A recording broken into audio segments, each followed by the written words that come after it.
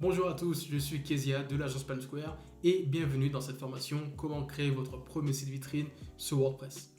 Alors, cette formation, vous allez le voir, elle est assez condensée. J'ai essayé d'aller le plus rapidement possible afin de vous montrer un maximum d'éléments sans passer trop de temps sur des choses superflues.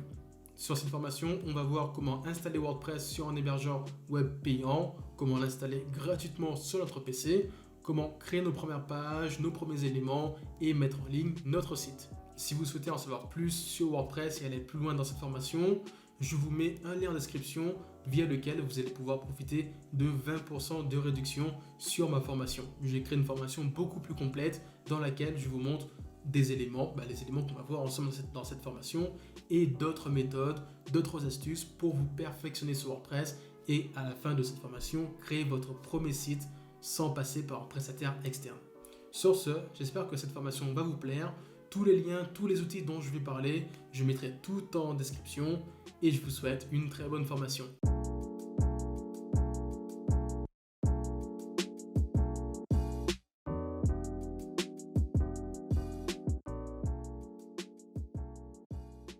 Alors, avant de débuter cette formation, il faut qu'on ait quelques éléments en main. Tout d'abord, si vous souhaitez créer un site web, il vous faut un hébergement web sur lequel installer WordPress. Un hébergement web sera une entreprise par laquelle vous allez passer pour pouvoir héberger votre site. Il en existe plein, on a les plus connus comme Ionos, OVH, mais moi, celui qu'on va utiliser lors de cette formation et que je vous recommande, c'est l'hébergeur ODeswitch. ODeswitch est un hébergeur français avec qui je collabore depuis plusieurs années et c'est celui qu'on va utiliser pour cette formation. Mais ne vous inquiétez pas, si vous ne souhaitez pas payer un hébergement pour commencer à vous exercer sur WordPress, nous allons installer WordPress gratuitement sur notre PC en passant par une application. Nous verrons ensuite comment prendre ce WordPress qu'on a installé sur notre PC et comment le mettre en ligne. Alors pour commencer, on va se rendre sur le site localwp.com. Vous allez retrouver le lien dans la description comme tous les outils dont je vais parler lors de cette formation. Et c'est cet outil qui va nous permettre d'installer WordPress sur notre PC. Ça, c'est la technique que j'utilise pour pouvoir créer autant de sites sur WordPress que je souhaite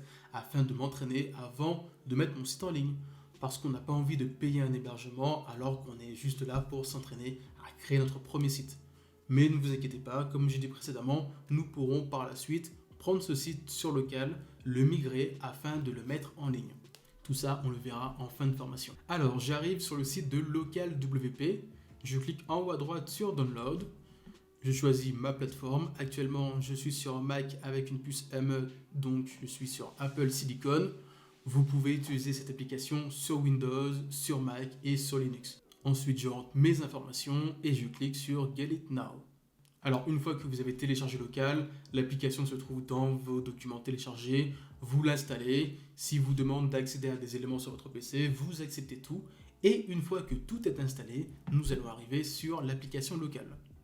Alors, l'application locale se présente comme ceci. Une fois que vous arrivez dessus, vous avez un bouton Créer un nouveau site. Ne vous inquiétez pas, là ça va être en anglais, mais WordPress, on va le passer par la suite en français. Je clique sur le bouton Créer un nouveau site. Je garde les paramètres par défaut, je vais juste créer un nouveau site. En bas à droite, je clique sur Continuer. Ici, je vais venir rentrer le nom de mon futur site. Ne vous inquiétez pas, le nom de votre site, vous pourrez le changer par la suite. Ensuite, je clique sur Continuer. Au niveau des paramètres, je garde les paramètres de base. Je reclique sur Continuer. Et là, je vais venir rentrer un nom d'utilisateur ainsi qu'un mot de passe qui me serviront à me connecter sur mon site WordPress. Et sur la droite, je vais venir rentrer mon adresse email. Là, les informations qu'on vient de rentrer vous serviront à vous connecter sur votre site WordPress, mais chacun des sites que vous allez créer sur WordPress auront des identifiants différents. Vos comptes sur WordPress ne seront donc pas liés. Une fois que j'ai rentré mes identifiants, je peux cliquer sur Add Site. Et maintenant, au bout de quelques secondes, voire quelques minutes, mon site va s'installer et je vais pouvoir rentrer sur WordPress. Parfait. Là, j'ai pas eu d'erreur, tout est nickel. Je peux venir cliquer sur le bouton en haut à droite WP Admin pour pouvoir me connecter à mon site WordPress. Une fois que j'arrive ici, je vais venir rentrer les identifiants que j'ai précédemment créés. Je clique sur Login et je me connecte à mon site WordPress. Parfait. Bienvenue sur l'interface d'administration de WordPress. La première chose qu'on va faire, vu qu'on est passé par l'application locale qui est en anglais, elle nous a installé un WordPress en anglais. On va tout de suite le passer en français. Pour cela, je me rends tout en bas dans Settings et ici, dans l'onglet du site, je vais venir sélectionner français. Je sélectionne français et je clique sur Save Change. Et voilà, mon site WordPress est passé en français. On va faire ensemble un petit tour d'horizon des éléments qui sont disponibles dans notre dashboard WordPress. Cette interface, on peut l'appeler dashboard, on l'appelle aussi interface d'administration, back-office. Elle a plusieurs noms et je risque d'utiliser ces différents noms lors de cette formation. Quand vous arrivez la première fois sur WordPress, une fois que vous êtes connecté, on arrive ici sur l'accueil du tableau de bord. Sur cette première page, on va voir quelques éléments qui ne sont pas forcément importants. On va retrouver ici des notifications, des widgets, des raccourcis, des différentes extensions qu'on va installer sur WordPress. On ne va pas s'attarder ici. Sur la gauche, on est ici dans le tableau de bord. En dessous de l'accueil, on a l'onglet des mises à jour. Ici, vous allez retrouver les différentes mises à jour que vous devrez faire sur WordPress. Sur WordPress, vous devez mettre à jour régulièrement votre version de WordPress, vos extensions, vos thèmes. Ne vous inquiétez pas, on verra qu'est-ce qu'une extension et qu'est-ce qu'un thème par la suite. En dessous, je vais avoir mes articles. C'est ici que je vais pouvoir venir administrer mes articles de blog si jamais j'ai envie de créer une partie actualité sur mon site. Je vais pouvoir venir les ajouter, les modifier et les administrer. Ensuite, en dessous de l'article, je vais avoir médias.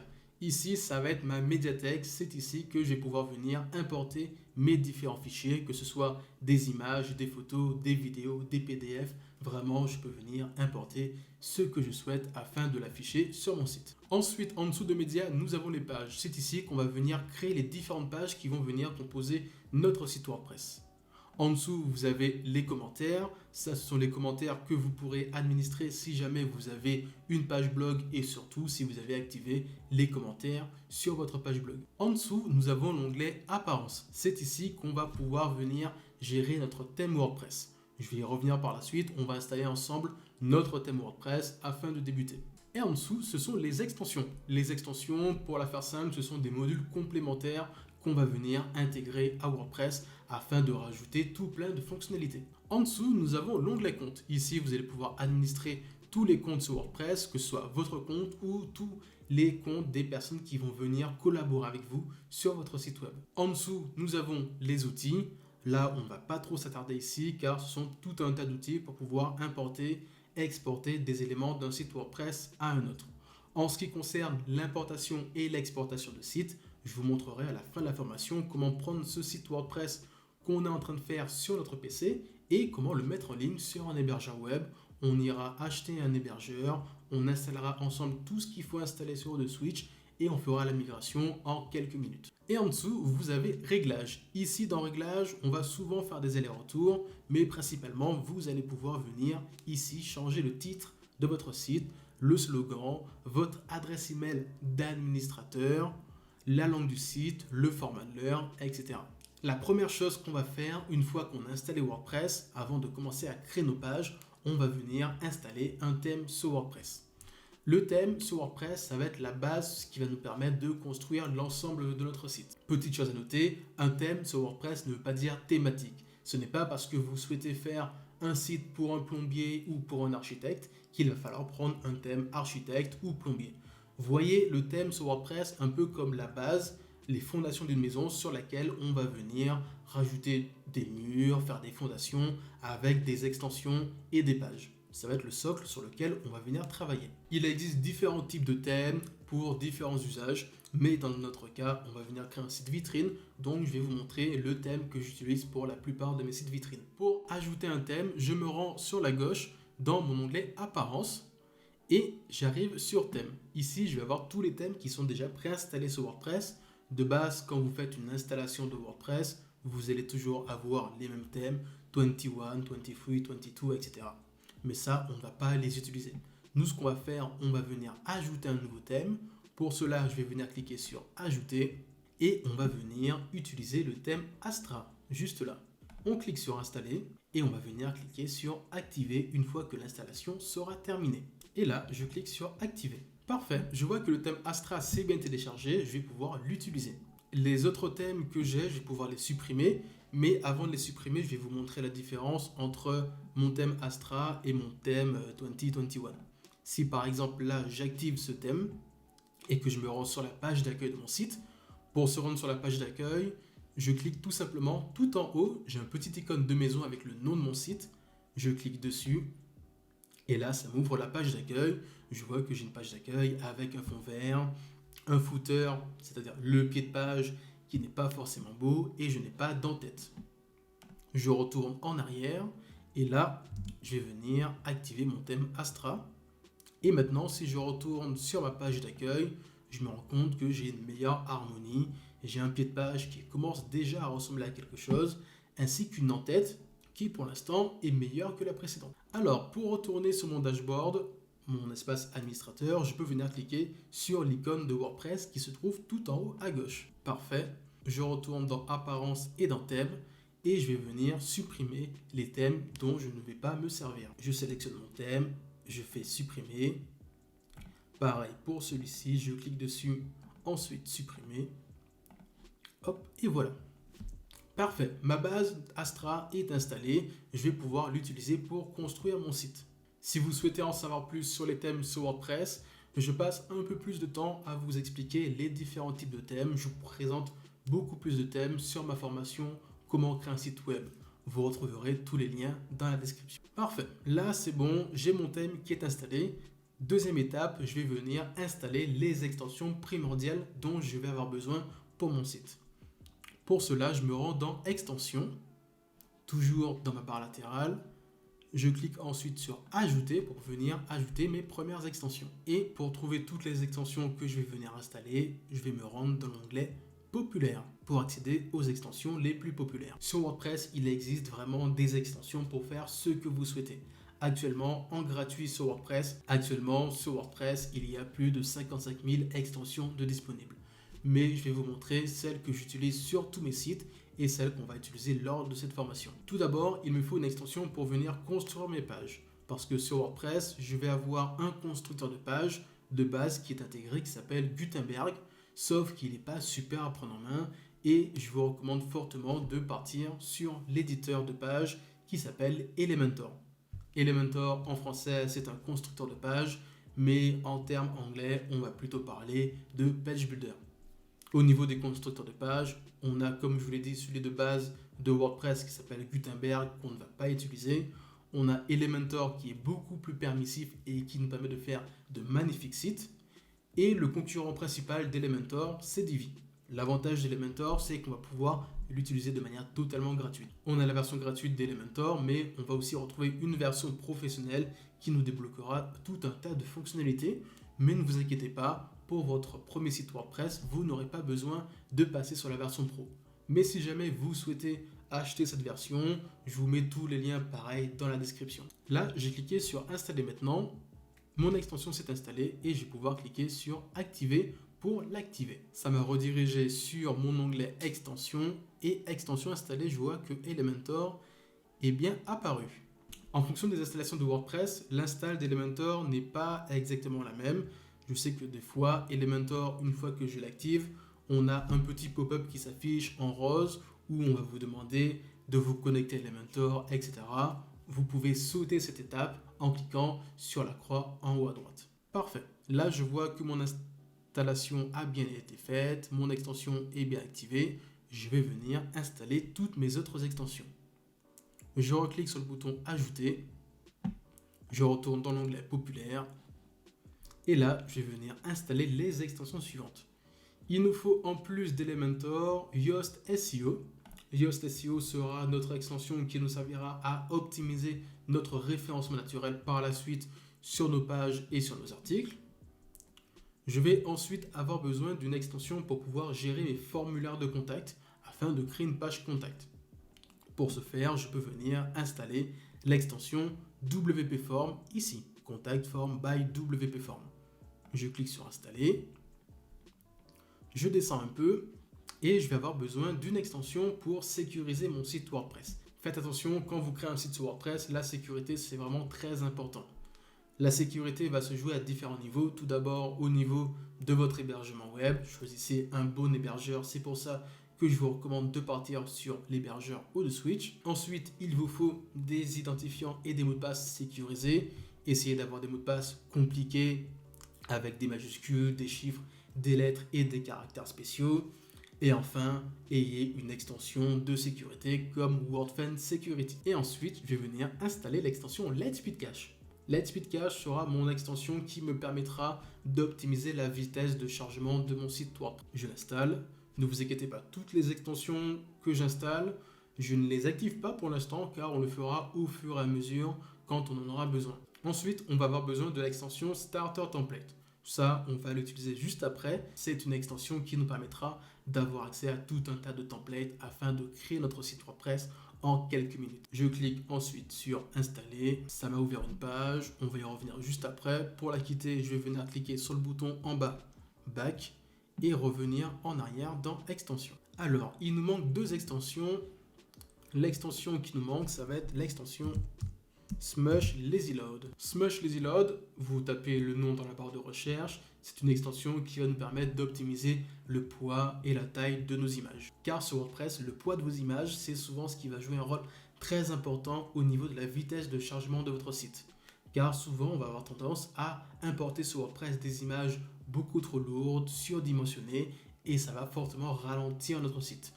Je vous montrerai tout à l'heure comment optimiser ces images avant de les importer sur WordPress et comment Smush va vous aider à encore plus les optimiser sans perdre en qualité. Et pour finir, nous allons utiliser l'extension Backup Migration. Backup Migration, c'est l'extension qui nous permettra à la fin de cette formation de faire des sauvegardes de toutes les modifications qu'on a faites afin de pouvoir exporter notre site vers un autre site WordPress ou vers un autre hébergeur. Pareil, je clique sur Installer. Et voilà, je retrouve mes 8 extensions que j'ai installées pour venir créer mon site WordPress. Là, je ne vais pas toutes les activer, simplement j'ai activé Elementor et j'ai par contre Starter Template qui s'est aussi activé. C'est parfait. Les extensions, comment est-ce que ça marche? Une fois que vous téléchargez une extension, vous allez la retrouver dans Extension installée. Mais avant de pouvoir l'utiliser, il va falloir cliquer sur Activer afin donc de l'activer. Je clique simplement sur le bouton Activer ici pour activer Backup Migration. Là, ça m'a ouvert un pop-up, je peux le fermer. Et si je retourne dans Extension, je vois que Backup Migration, maintenant, j'ai un petit liseré bleu tout autour qui m'indique que l'extension est bien activée. Maintenant, si je souhaite la désactiver, je clique sur Désactiver et mon liseré bleu disparaît. Chose à savoir sur une extension, quand vous allez faire des modifications, imaginons que je veux tester un formulaire de contact avec Backup Migration, je fais toutes mes modifications. Si je souhaite tester une autre extension de formulaire de contact, mais que je ne veux pas supprimer mon extension WP Form et perdre toutes mes données, je peux simplement la désactiver et la réactiver par la suite. Car tant que l'extension on ne l'a pas supprimée, elle gardera toutes ces informations en stockage. Alors ici, je vais avoir mon extension Elementor et mon extension Starter Template de prête. Ensuite, une fois que tout est bon, qu'on a Elementor et Starter Template, tout en haut, j'ai un nouvel icône qui est apparu, c'est l'icône de Astra. Je vais venir cliquer dessus. Là, j'arrive sur l'interface de Astra, mais la chose qui va m'intéresser tout de suite, c'est le modèle de démarrage. Cliquez sur modèle de démarrage et cliquez sur le bouton Build Your Website Now. Je choisis mon page builder. Le page builder qu'on a installé tout à l'heure, c'était Elementor. Donc, je sélectionne Elementor. Et là, j'ai accès à toute une bibliothèque de templates. Ce sont des modèles de sites qu'on va pouvoir utiliser pour créer notre premier site. Chose à noter, ne pas confondre template et thème. Le thème sera la base que vous allez utiliser pour créer votre site WordPress et le template, ça va être le modèle de site web que vous allez pouvoir utiliser pour créer votre premier site WordPress. Car on a deux méthodes, on peut soit partir sur un template d'un site préfet et commencer à faire nos modifications, modifier le texte, les images, l'emplacement des différents éléments afin de créer un site qui nous correspond, ou sinon on peut partir de zéro. Sauf qu'en partant de zéro, on va passer beaucoup plus de temps à créer nos différents éléments et là, on n'a pas envie de perdre trop de temps. Si vous êtes un professionnel, vous voulez créer votre site et vous concentrer un maximum sur votre activité. Moi, ce que je vais faire, j'ai envie de créer un site pour mon agence. Je vais sélectionner une template. On va aller dans Business, Agency. Et là, j'ai tout un tas de templates qui s'offrent à moi. Je vais venir en sélectionner un. Je sélectionne mon template. Bien faire attention, là, vu qu'on est sur une version gratuite de Astra, quand on a écrit Premium en haut, ce sont des templates uniquement disponibles avec la version Pro d'Astra. Moi, je prends ceux sans la mention. J'ai cliqué dessus. Là, je vois le template de mes différentes pages. Je peux venir naviguer, voir à quoi ça ressemble, voir les autres pages disponibles. J'aime bien, ça me plaît, et je sais que je vais pouvoir tout modifier par la suite. Sur la gauche, vous pouvez directement intégrer le logo de votre site, mais moi dans mon cas je ne l'ai pas encore, je vais pouvoir le faire par la suite. Je clique sur Skip and Continue. Là, Astra va me proposer des palettes de couleurs ainsi que des palettes de typographie. Ça c'est pratique si jamais vous n'avez pas encore réfléchi à vos couleurs et à vos typographies, mais si vous ne souhaitez pas prendre une des palettes qui vous est conseillée, ne vous inquiétez pas, vous pourrez tout modifier par la suite. Là, je vais prendre par exemple, tiens, je vais garder la palette qui me propose et les typographies, pareil, je vais garder les typos par défaut. Je fais continuer. Là, pas besoin de rentrer ces informations, je clique juste sur Submit and Build My Website. Alors là, j'ai pris un template pour un site vitrine, mais vous avez aussi de disponibles des templates pour des sites e-commerce si jamais vous voulez partir sur du e-commerce. Mais dans cette formation, on ne va pas voir la partie e-commerce. Je vous inviterai à suivre mon autre formation qui sortira bientôt sur comment créer un site e-commerce sur WordPress. Et pendant que j'ai parlé, mon installation s'est terminée. Je peux cliquer sur voir mon site web. Et parfait, ça fait quelques minutes qu'on est sur WordPress et on a déjà installé notre première page. On peut déjà commencer à faire nos modifications. Là, je vois que j'ai ma page d'accueil qui est déjà plutôt jolie. Vraiment, c'est comme un travail de professionnel. Je peux ensuite aller sur ma page à propos. Tout est bien ordonné et je vais pouvoir venir modifier mon texte, mes images sur toutes mes pages. Alors pour voir mes pages, je vais me rendre sur mon tableau de bord de WordPress en haut à gauche et je me rends dans mon onglet pages juste là. Je vois que j'ai différentes pages qui ont été créées, une page About Us, Features, Home, Plans, Private Policy et Sample Page. La page Sample Page, on va venir la supprimer, on ne va pas en avoir besoin. Et la page politique de confidentialité, celle-ci, on va la garder. Moi, ce qui m'intéresse, c'est ma page d'accueil, ma page Home. Pour venir la modifier, tout simplement, je vais venir cliquer sur Modifier, comme ceci. Et je vais d'abord déjà modifier le titre, parce que Home, je n'ai pas envie de garder le titre en anglais. Je vais venir mettre Accueil. J'ai mis Accueil, parfait. Je peux venir cliquer en haut à droite sur Mettre à jour et revenir en arrière en cliquant sur le logo WordPress tout en haut à gauche. Parfait, j'ai renommé ma page d'accueil, maintenant j'ai envie de modifier ce qu'il y a à l'intérieur. J'ai vu tout à l'heure que j'avais du texte, des images, plein de choses, mais ce n'est pas du tout ce que j'ai envie de montrer, j'ai envie de changer mon texte et mes images. Pour cela, je vais venir cliquer sur le bouton Modifier avec Elementor. Et voilà, je bascule sur l'éditeur d'Elementor, l'éditeur qui va me permettre de modifier tout mon site. Là, j'arrive dessus, je peux cliquer sur Continuer. Là, il me demande d'activer une nouvelle fonctionnalité d'Elementor. Ça, je ne vais pas l'activer tout de suite. On va rester sur l'ancienne méthode de création de site. Car sur Elementor, il y a une nouveauté qui est arrivée à l'heure où je tourne cette vidéo. C'est la manière dont on va gérer si je peux dire, les sections, les boîtes dans lesquelles on va venir mettre nos images, nos textes. Actuellement, là, de la manière dont je vais vous présenter ça, ça va être sous la forme de colonnes et de sections. C'est exactement la même méthode que j'utilise dans ma formation. Le lien, vous allez le retrouver en description. Mais vous avez aussi un nouveau modèle qui s'appelle le modèle Flexbox, où là, vous allez venir jouer avec des containers et plus des sections et des colonnes. Mais ça, ne vous inquiétez pas, vous aurez le temps de découvrir par vous-même. Moi, je préfère vous montrer la méthode la plus courante à l'heure actuelle sur Elementor. Comme ça, si jamais vous voulez en savoir plus, toutes les vidéos que vous allez trouver vont utiliser la même méthode que moi. Alors, j'arrive sur ma page d'accueil et là, tout simplement, j'ai l'interface d'Elementor. Sur la gauche, je vais retrouver tout un tas d'éléments qui me permettront de pouvoir alimenter ma page. Je vais pouvoir attraper un widget titre, un widget image, un widget titre pour pouvoir le glisser sur ma page. Par exemple, ici, j'ai envie de rajouter un texte en dessous de mon bouton. J'attrape mon widget titre, je viens le mettre ici et là, je vais venir modifier mon texte, tout simplement. Si j'ai envie de supprimer mon bloc, je fais un clic droit et tout en bas, je clique sur effacer. Là, j'arrive sur ma page, j'ai envie de commencer à modifier mon texte. Tout simplement, je clique sur mon texte. Ici à gauche, je vais pouvoir modifier mon titre.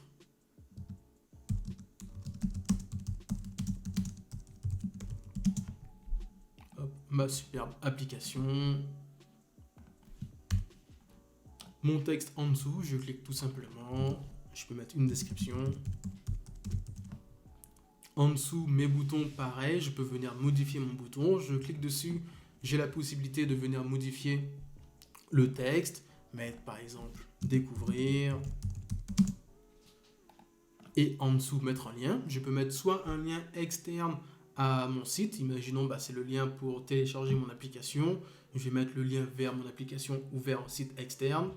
Et je vais aussi pouvoir mettre un lien interne à mon site si j'ai envie de mettre un bouton pour que les personnes puissent venir me contacter.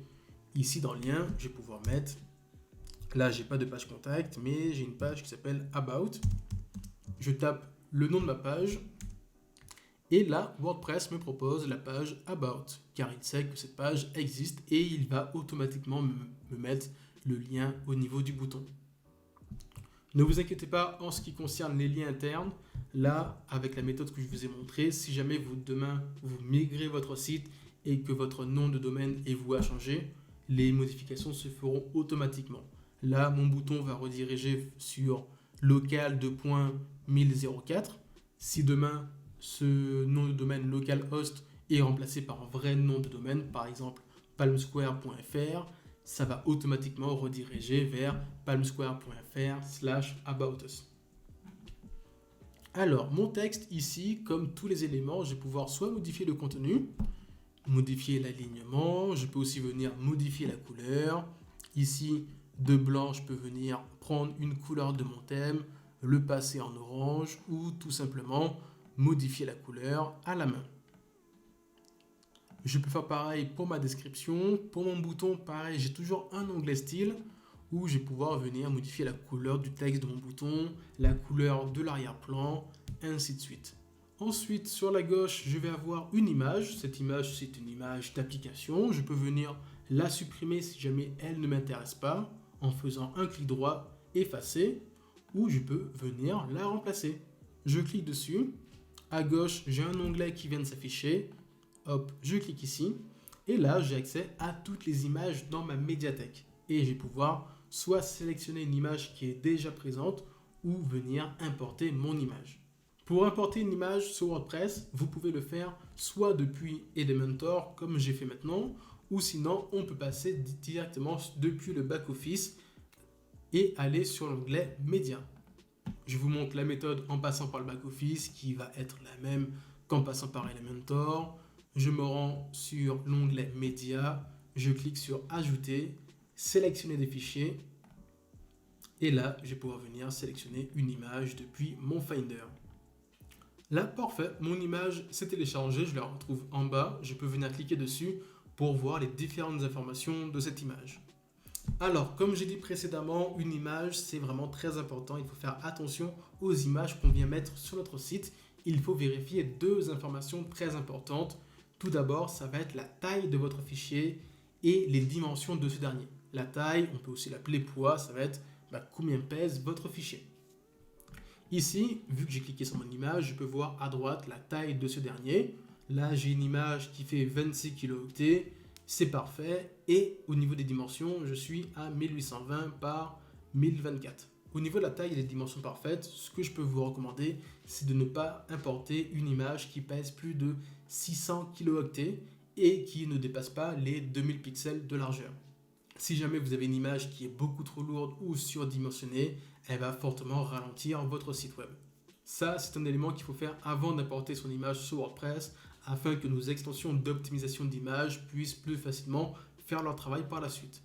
Moi, ce que je vais faire, imaginons que j'ai une image beaucoup trop lourde, je vais venir la compresser sur un site externe. Le site que je peux vous recommander, c'est le site I Love IMG. Vous retrouverez le lien en description et dessus, vous allez pouvoir redimensionner votre image et la compresser.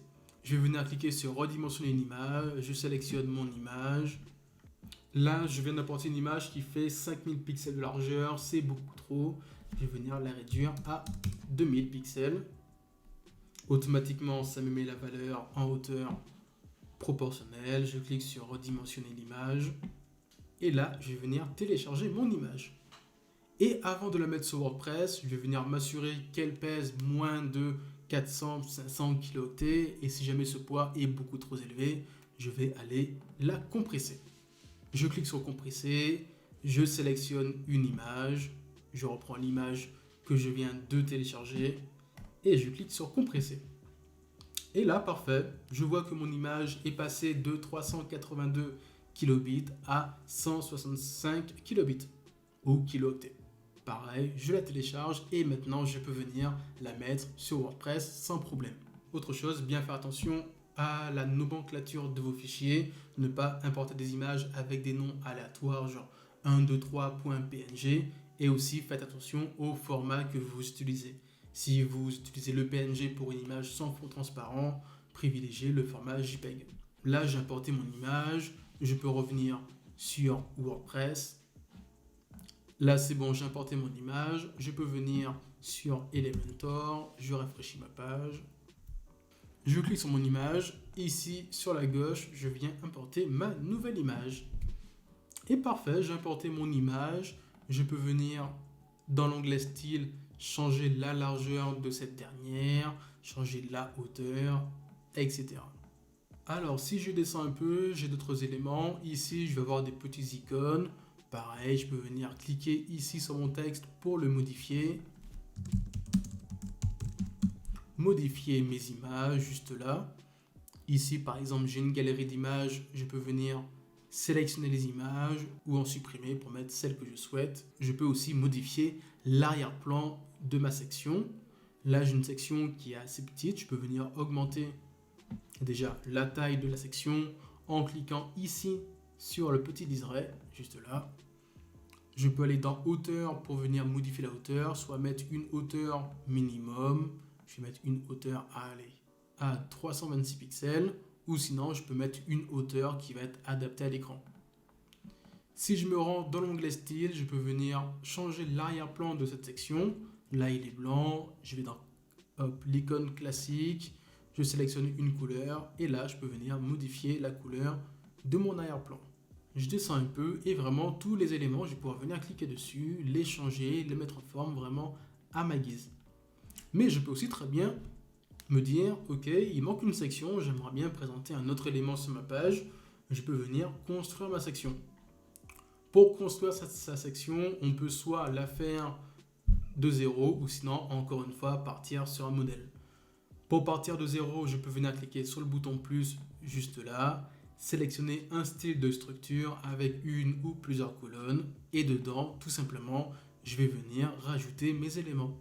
Je peux venir attraper un titre juste là, le centrer, retourner dans mes widgets en cliquant hop, tout en haut à droite, rajouter un bouton juste en dessous et venir centrer mon bouton.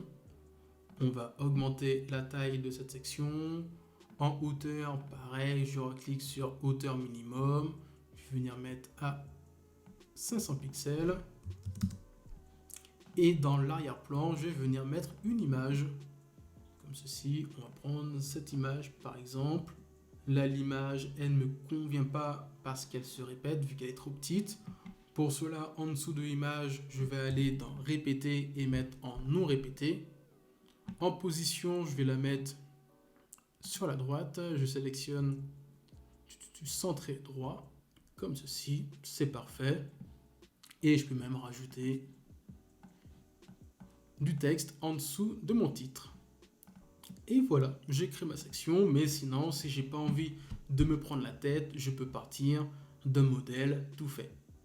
Je clique tout en bas, au lieu de cliquer sur le plus, je peux soit aller dans les modèles d'Elementor qui sont présents nativement en cliquant sur le petit dossier juste là, ou sinon aller sur l'extension Starter Template pour explorer non pas cette fois-ci les templates de page, mais les templates de blocs. Je clique dessus, je vais dans bloc et là je peux venir importer tout un tas de blocs préfaits pour les rajouter sur mon site. Je peux prendre celui-ci par exemple, cliquer sur import bloc. Et voilà, mon bloc s'est importé et là j'ai une super section FAQ que je vais pouvoir mettre en forme à ma guise. Toujours pour modifier les couleurs, je peux aller dans l'onglet style et venir jouer avec les typographies, les couleurs de texte, etc. Je peux aussi venir jouer avec mes sections pour modifier la hauteur, l'espacement entre mes sections.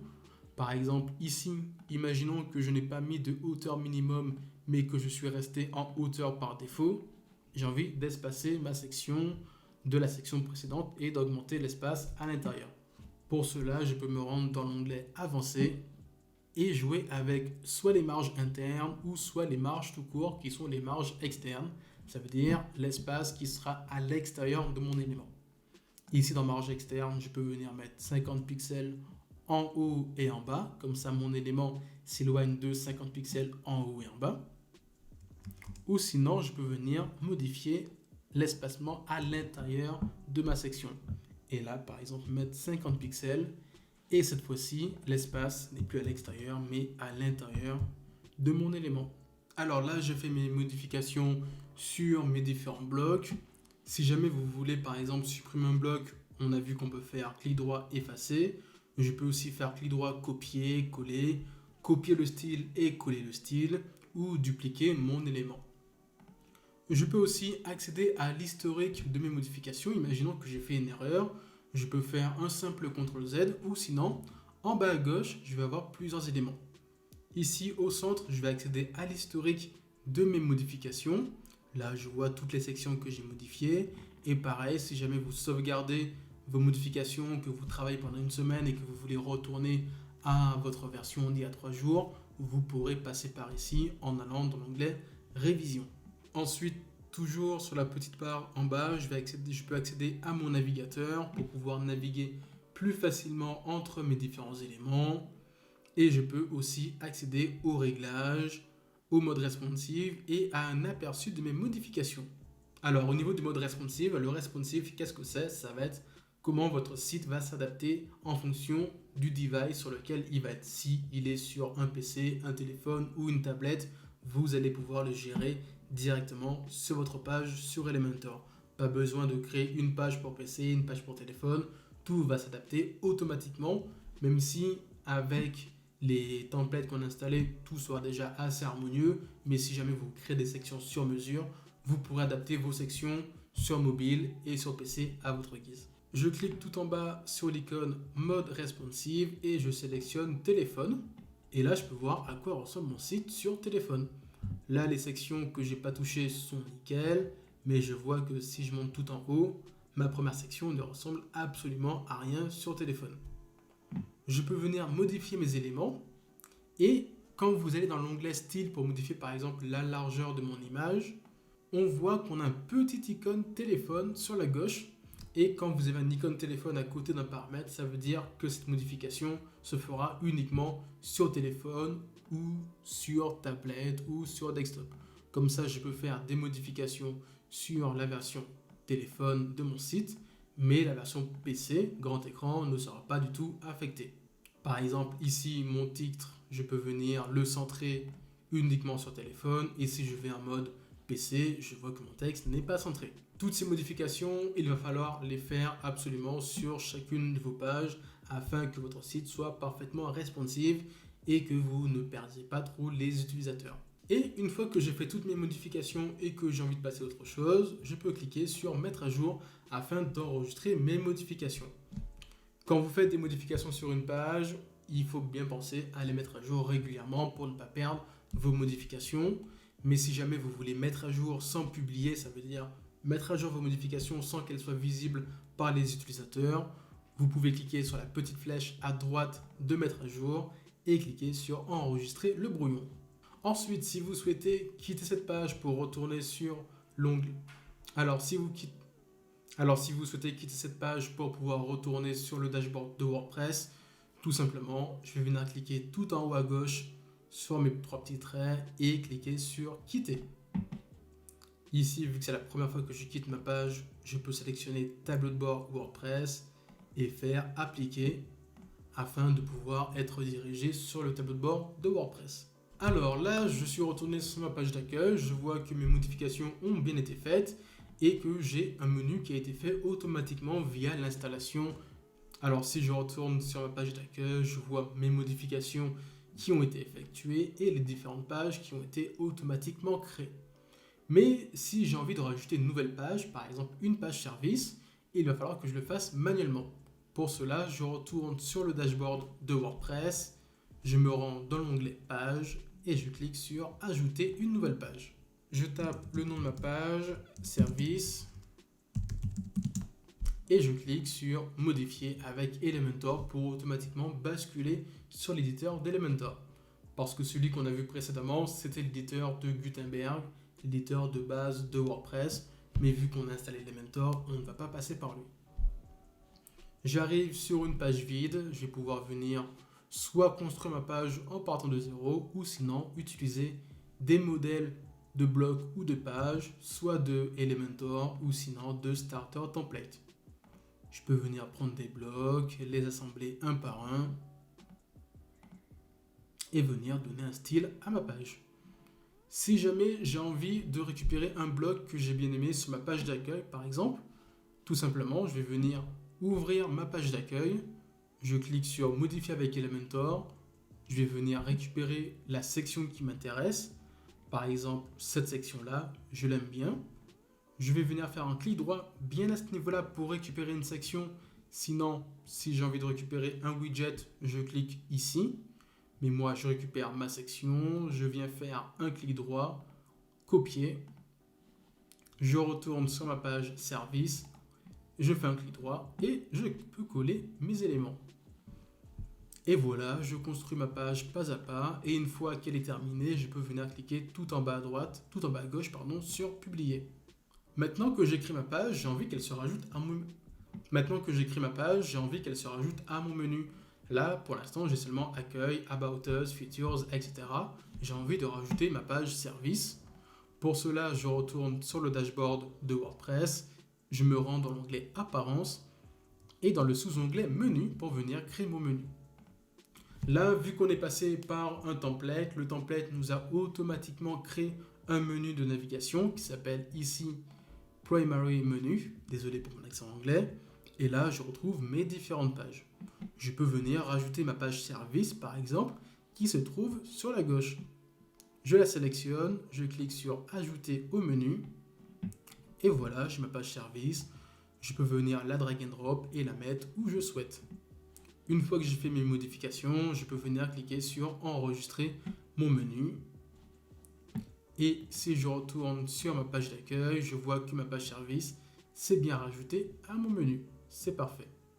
Dans le menu, j'ai la possibilité de venir rajouter autant de pages que je souhaite, rajouter aussi des liens personnalisés. Par exemple, j'ai envie de rajouter un lien qui ramène sur un autre site que j'ai, un catalogue pour les professionnels ou autre chose.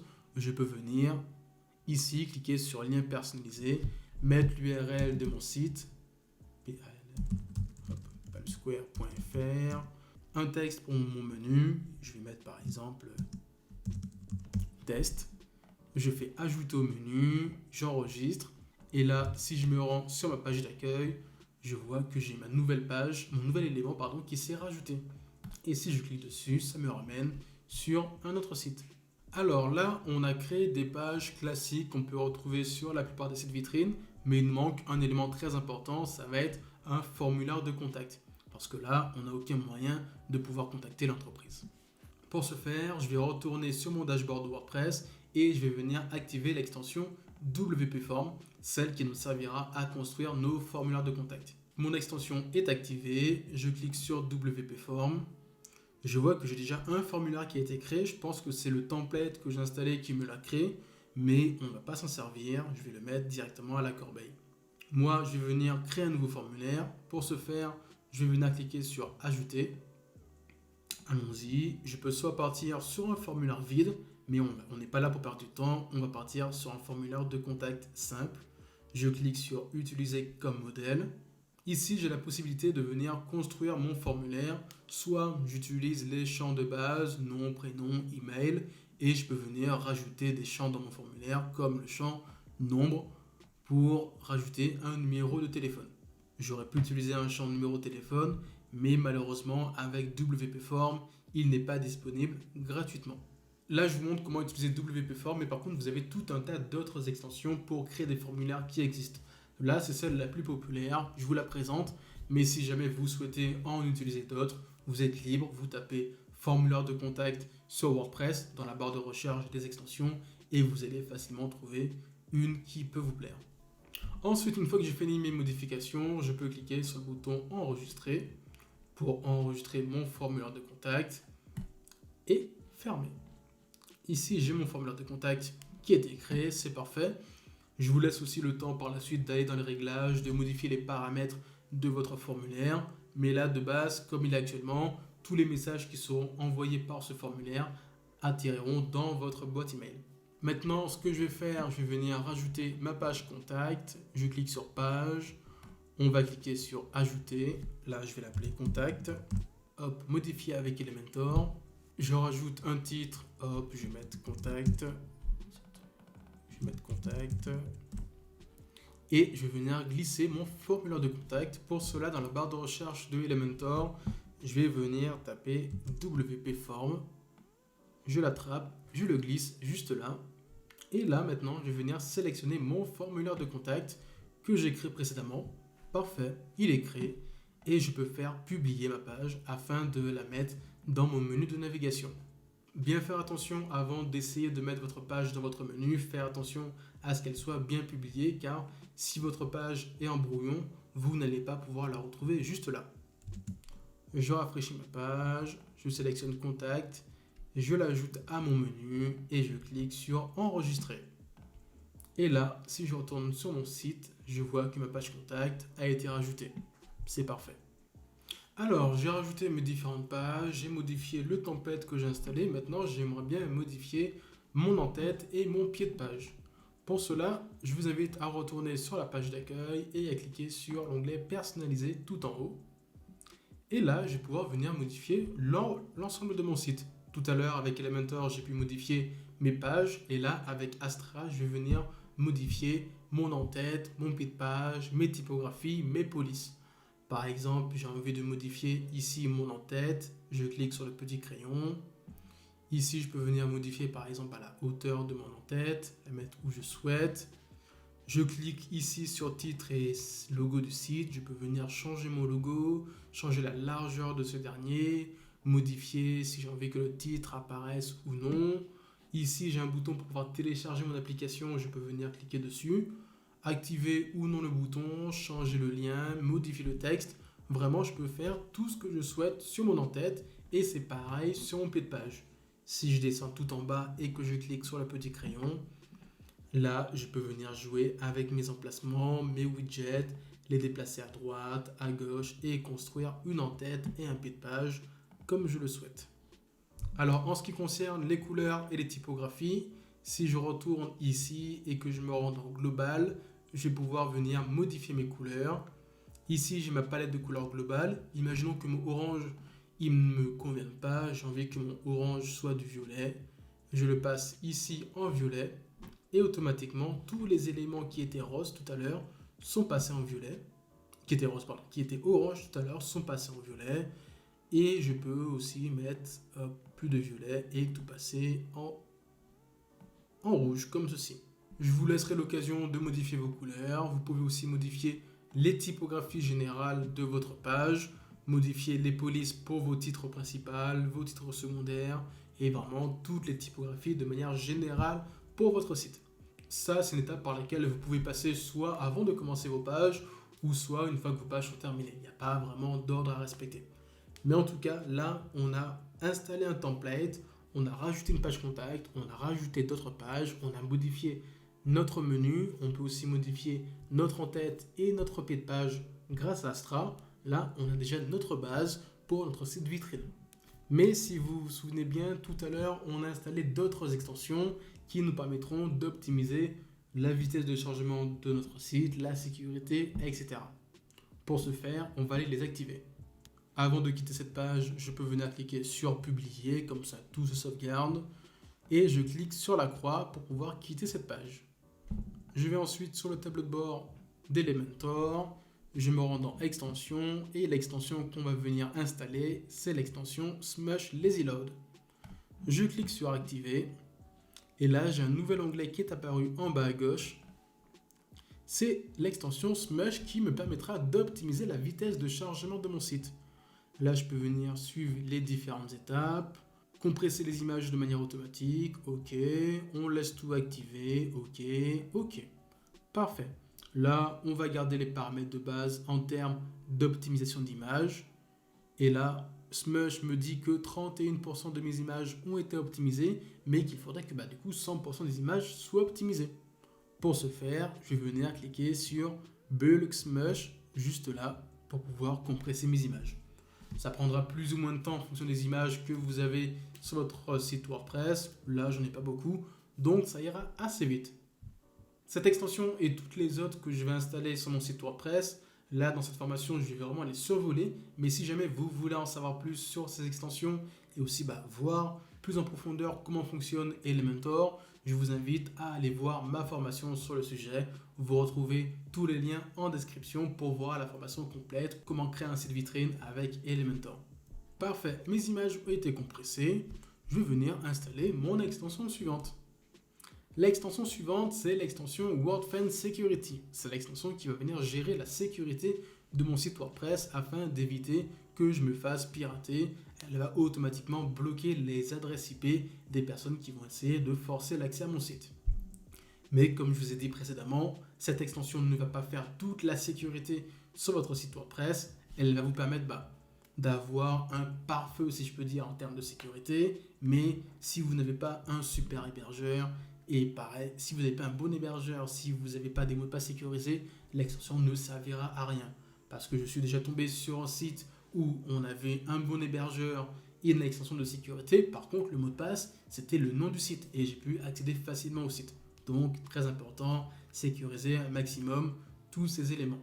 Une fois que j'arrive ici, je peux cliquer sur Get Your WordFence License. WordFence est gratuit. Je ne vais pas sélectionner les abonnements premium. Je vais tout simplement cliquer sur WordFence en version gratuite. Là, ils me disent oui, WordFence va être gratuit pendant 30 jours et après vous perdrez la version premium. Nous, on s'en fiche. On va cliquer sur OK. Et là, je vais venir rentrer mon adresse email.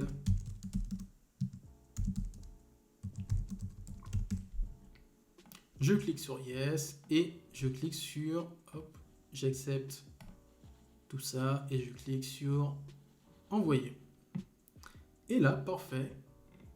On va pas répondre au questionnaire. Je peux fermer, je peux me rendre dans ma boîte email pour pouvoir récupérer ma clé d'activation.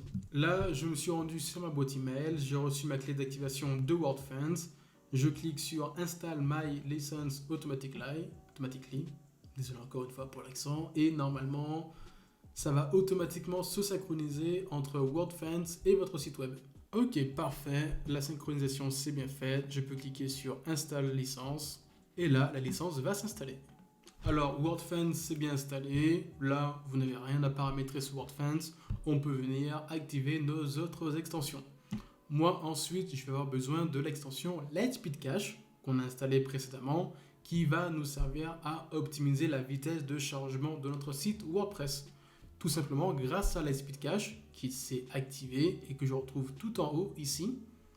Je clique sur Réglages. Grâce à Lightspeed Cache, je vais pouvoir avoir sur mon site ce qu'on appelle une mise en cache de mes données. Ça veut dire que toutes mes pages vont être chargées une première fois par une personne et comme ça, tous mes autres utilisateurs n'auront pas besoin de recharger l'intégralité de la page car notre site va automatiquement enregistrer notre page dans sa mémoire temporaire et la balancera au prochain visiteur. Ça permet d'avoir un site qui charge beaucoup plus rapidement. Au niveau des paramètres, vous pouvez laisser tel quel pour un site vitrine classique, pas besoin d'aller plus loin. Si jamais vous faites des modifications avec WordPress et que vous avez Lightspeed Cache activé, vous avez beau sauvegarder, mettre à jour et les modifications ne s'affichent pas sur vos pages, bien pensez à cliquer sur Tout purger. Vous survolez Lightspeed Cache, vous cliquez sur Tout purger afin de réinitialiser le cache pour forcer la mise à jour de vos modifications. Ensuite, nous avons l'avant-dernière extension, l'extension Yoast SEO. Cette extension va nous permettre d'optimiser le référencement naturel de nos pages et de nos articles.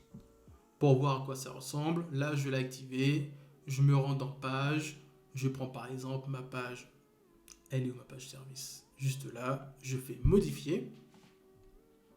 Et ici, vous allez pouvoir venir rajouter votre requête cible, c'est votre mot-clé, votre slug, votre métadescription et tous les éléments qui vont servir au référencement de votre page. Le référencement, c'est vraiment un élément très important. Je ne vous le montre pas dans cette formation, sinon elle risque de durer beaucoup trop longtemps. Ce que je vous invite à faire, si vous souhaitez en savoir plus sur le référencement et comment optimiser le SEO de vos pages sur WordPress, j'en parle plus en détail dans ma formation que vous pouvez acheter via le lien en description. Et voilà, j'ai installé les extensions primordiales pour mon site WordPress. Il ne me reste plus qu'une dernière chose à faire. Là, mon site, il est sur local. J'ai envie de le mettre en ligne et de le mettre sur un hébergement web. Ce que je vais faire, tout d'abord, je vais venir activer mon extension Backup Migration, tout d'abord pour faire une sauvegarde de mon site. J'active mon extension, j'arrive dessus et là, tout simplement, je peux venir créer une sauvegarde manuellement afin de sauvegarder toutes mes modifications. Je clique sur Créer une sauvegarde maintenant, créer la sauvegarde, je clique encore une fois et là, la sauvegarde va se faire automatiquement. Normalement, vu que mon site n'est pas trop lourd, ça devrait prendre quelques secondes ou voire quelques minutes. Parfait, la sauvegarde a été faite. Je retrouve ma sauvegarde dans l'onglet Gérer et restaurer des sauvegardes, juste ici, en format zip, et je peux venir la télécharger. Ça me permet de toujours garder une sauvegarde de mon site à portée de main si jamais j'ai un souci sur mon site et que je souhaite la restaurer. Mais là, dans mon cas, ça va me servir à migrer ce site depuis mon application locale vers un hébergement web. Pour l'hébergement web, je vous conseille l'hébergeur O2Switch qui est celui avec lequel je travaille depuis plusieurs années et c'est le meilleur hébergeur niveau rapport qualité-prix. Alors avec le lien en description, vous allez pouvoir profiter de manière régulière d'avantages que vous n'aurez pas en tapant directement O2Switch. Là, à l'heure actuelle, on a la première année d'hébergement à 4,90 € hors taxe par mois. En temps normal, on est à 7 €, mais en fonction du moment à laquelle vous allez regarder cette vidéo, vous aurez des offres différentes. Alors, via O2Switch, une fois que j'ai envie de transférer mon site et de le mettre en ligne, je vais venir acheter mon hébergeur sur O2Switch. L'avantage de O2Switch, c'est que vous avez un espace disque illimité, un nom de domaine offert et un nombre de sites illimité. Pareil à ce niveau-là, sur le marché, c'est vraiment le meilleur que vous allez pouvoir trouver. Je vous invite à cliquer sur commander, vous remplissez vos informations. Là, vous avez la possibilité de, grâce à cette offre, de créer votre premier nom de domaine. Une fois que vous allez procéder à toutes les étapes de paiement, vous allez recevoir un mail dans lequel O2Switch va vous dire « Ok, parfait, votre compte est prêt, vous avez tel et tel identifiant pour pouvoir vous connecter à votre interface afin de gérer votre serveur. » Cette interface serveur chez O2Switch, c'est le cPanel.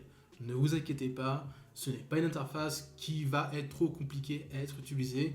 Dans notre cas, on va juste aller à 2-3 endroits pour pouvoir paramétrer notre nouveau site WordPress. Alors O2Switch vous offre un nom de domaine lorsque vous créez votre hébergeur la première fois. Ce nom de domaine, vous allez le retrouver ici dans Domaine configuré. Là, dans cette liste, je retrouve tous les domaines que j'ai configurés et qui sont liés à mon hébergeur. Moi, ce que je vais faire pour la formation, vu que je n'ai pas de nom de domaine actuellement vide, je vais créer un sous-domaine et vous montrer toutes les étapes. Donc, dans votre cas, vous n'aurez pas besoin de créer de sous-domaine. Alors, c'est bon, j'ai créé mon nom de domaine. Dans votre cas, vous avez aussi votre domaine qui a été configuré. Avant d'installer WordPress dessus, ce qu'on va faire, on va venir activer la clé SSL. Ça va être le petit cadenas qui se trouve à gauche de votre nom de domaine afin de sécuriser votre site. Pour ce faire, on va se rendre sur l'onglet SSL. Juste ici, Let's Encrypt SSL. Je vais venir sélectionner mon nom de domaine. Il est tout en bas, ici, formation.palmsquare.eu. Je clique sur Générer. Et tout en bas, je reclique sur Générer afin de pouvoir générer ce certificat SSL. Très important, si vous faites un site et qu'il n'est pas sécurisé, ça veut dire que vous n'avez pas le petit cadenas à gauche de votre nom de domaine. Ça, Google ne va pas du tout apprécier et ne va pas référencer votre site. C'est bon, le certificat est installé. Je peux faire retour, retourner sur l'accueil de mon cPanel. Et je vais aller tout en bas sur WordPress pour pouvoir installer une version de WordPress vide afin de soit commencer à construire mon site si jamais je ne l'ai pas fait sur local ou tout simplement installer une version vierge, prendre la sauvegarde que j'ai faite sur local et l'installer par-dessus. Là, j'arrive ici, je clique sur installation, je sélectionne mon nom de domaine, là dans mon cas j'en ai beaucoup, je le sélectionne, je me mets bien en HTTPS. Ici, le nom du site, pas besoin de le changer vu qu'on va venir importer une sauvegarde. Je peux venir modifier mes identifiants, mon email, mon mot de passe. Mais ça, vous pouvez le modifier si c'est la première installation que vous faites et que vous n'avez pas travaillé précédemment sur local. Dans mon cas, je suis passé par local parce que je ne voulais pas prendre un hébergement tout de suite. Et via local, j'ai déjà créé le nom de mon site, mes identifiants et ils vont automatiquement être migrés quand je vais transférer toutes mes données. Mais dans votre cas, si c'est le premier compte WordPress sur lequel vous allez bosser, vous pouvez venir. Mais dans votre cas, vous pouvez, si vous le souhaitez, modifier votre nom d'utilisateur, votre mot de passe, le nom du site, etc. directement ici. Une fois que tout est modifié, je clique tout en bas sur installation. Et là, l'installation de mon site va se faire vraiment en quelques secondes, maximum quelques minutes en fonction de votre connexion Internet. Et là, je peux venir cliquer sur le lien que le cPanel m'a donné. Sélectionner le lien qui s'appelle URL du panneau d'administration. Je clique dessus. Et là, ça me redirige sur un WordPress totalement vide. Moi, ce que j'ai envie de faire, tout à l'heure, j'avais mon WordPress en local. J'ai téléchargé ma sauvegarde. Je vais venir l'importer sur ce nouveau site afin de transférer mon site vers un site qui, lui, est en ligne. Tout ce que je vais avoir besoin de télécharger, ça va être l'extension Backup Migration. Je la cherche dans la barre de recherche. Je clique sur installer. Pas besoin d'installer les autres extensions. Elles vont automatiquement se transférer. Je clique sur activer. Là, mon extension s'active. Je clique sur skip. Ensuite, pour pouvoir importer ma sauvegarde, je clique sur gérer et restaurer des sauvegardes. Ensuite, sur téléverser des fichiers. Je clique sur téléverser, j'importe mon fichier zip et là, tout simplement, j'attends que mon fichier se téléverse. Ça peut prendre un peu plus de temps si jamais votre fichier est assez lourd, mais dans mon cas, mon site n'était pas du tout lourd, donc ça va assez rapidement. Et la dernière étape, ma sauvegarde a été importée sur mon site B.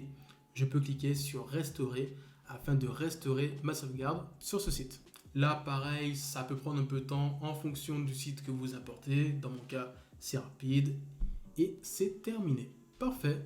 L'installation, c'est bien faite. Je clique sur OK. Et voilà, je suis reconnecté sur mon site précédemment que j'ai fait sur local.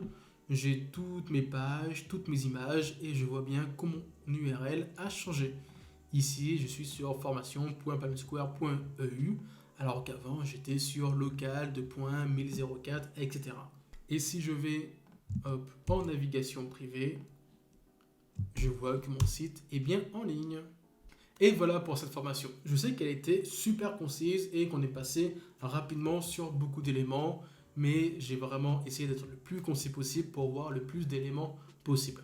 Si jamais vous souhaitez en savoir plus sur WordPress et aller plus loin dans votre formation, je vous invite à aller dans la description car je vous propose 20% de réduction sur la formation que j'ai créée dans laquelle je vois plus en détail tous les modules de cette dernière. Elle dure à peu près 6 heures, on voit d'autres extensions, on voit aussi d'autres manières de travailler et ça vous permettra d'approfondir vos connaissances sur WordPress. Je vous mets aussi dans la description tout un tas de ressources externes qui vous permettront d'aller plus loin lors de votre formation. Mais bien évidemment, le plus important, c'est de pratiquer, de vous exercer. Plus vous allez travailler sur WordPress, plus vous allez faire de sites, essayer des choses qui fonctionnent ou qui ne fonctionnent pas, plus vous allez vous améliorer sur WordPress. Sur ce, c'était Kezia de l'agence Palmsquare et on se dit à très vite. Ciao!